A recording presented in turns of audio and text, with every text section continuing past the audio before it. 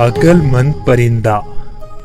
किसी गांव में एक शिकारी रहता था और वो रोज शिकार करके अपना और अपने बच्चों का पेट पालता। एक मर्तबा ऐसा हुआ कि शिकारी जब शिकार करने जंगल की तरफ गया तो उसे आसमान में एक बहुत ही खूबसूरत और नायाब चिड़िया उड़ती नजर आई।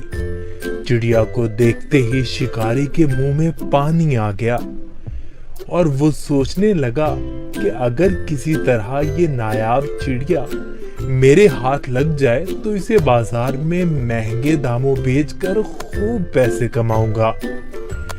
ये सोचते ही शिकारी ने बड़ी चालाकी और होशियारी से शिकार के लिए जब अपना जाल बिछाया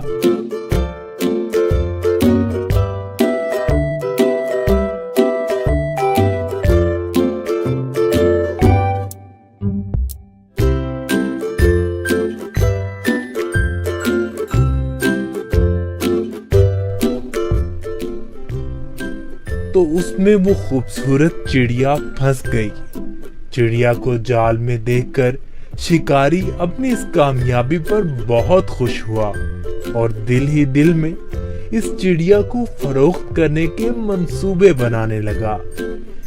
चिड़िया जाल से बाहर निकलने के लिए खूब फड़फड़ाने लगी, लेकिन जब चिड़िया की सारी कोशिशें नाकाम हो गईं और उसे जाल से आजाद होने की कोई सूरत नजर न आई तो उसने मायूस होने की बजाय बड़े इत्मीनान से शिकारी की तरफ देखा और कहने लगी, ऐ अक्लमंद और भले इंसान, जरा मेरी बात तो सुनो।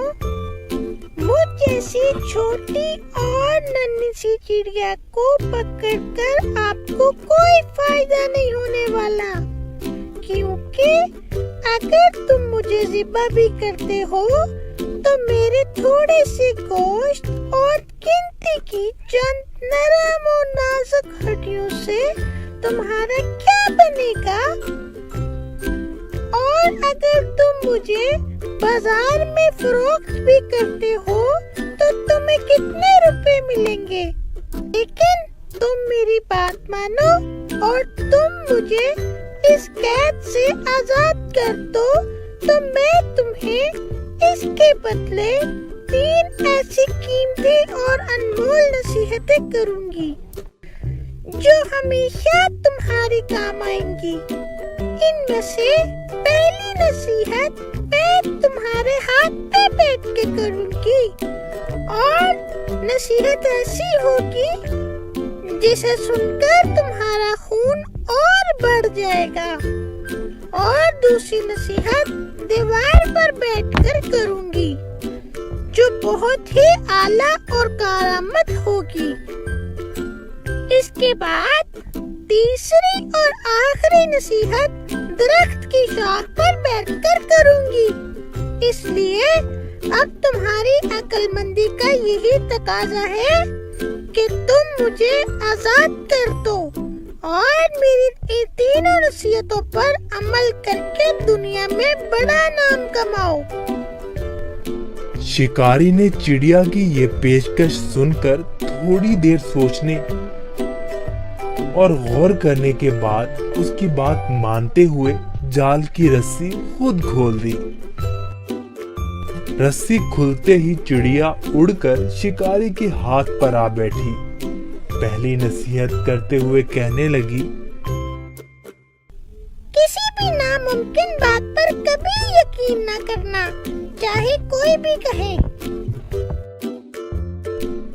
ये बोलकर चिड़िया अपने वादे के मुताबिक फिर उड़ी और दीवार पर जा बैठी। वहीं से दूसरी नसीहत करने लगी, गुजरी हुई किसी भी बात का गम कभी ना करना। मेरे इस छोटे से वजूद में 10 दिरहम का एक ऐसा कीमती मोती है जिसकी मिसाल पूरी दुनिया में कहीं नहीं।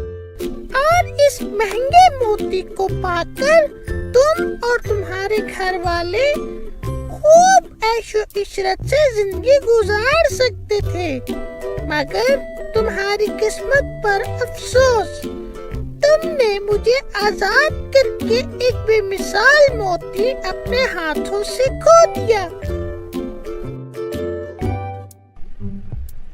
इतना सुनना ही था कि शिकारी जोर जोर से इस तरह रोने और चिल्लाने लगा जैसे उसका कोई अपना करीबी रिश्तेदार मर गया हो।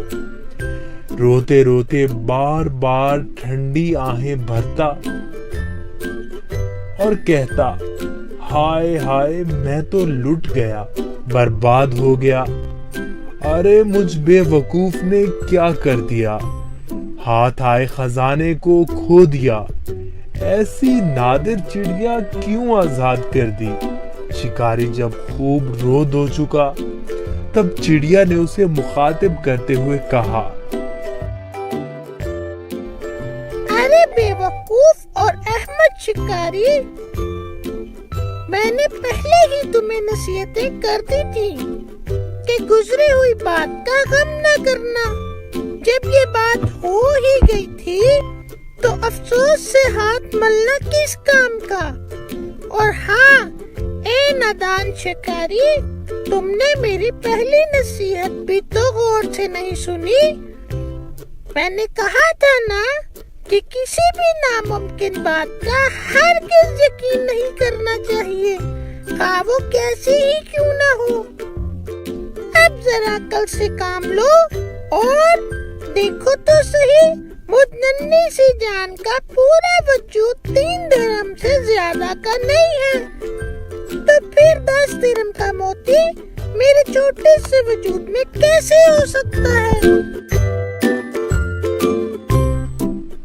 बेशक कहती तुम ठीक ही हो ए नन्ही मुन्नी चिड़िया, वो तीसरी नसीहत तो बताती जाओ।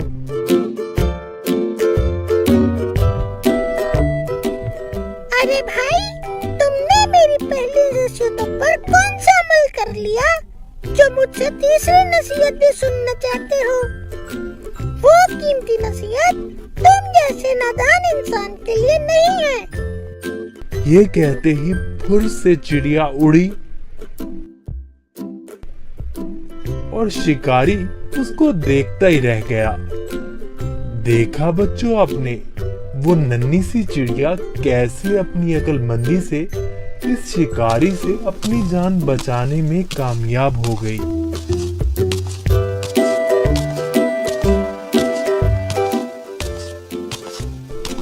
किसी बेवकूफ को नसीहत करना ऐसा है जैसे बंजर जमीन में बीज डालना। अगर आपको हमारी वीडियोस अच्छी लगी हो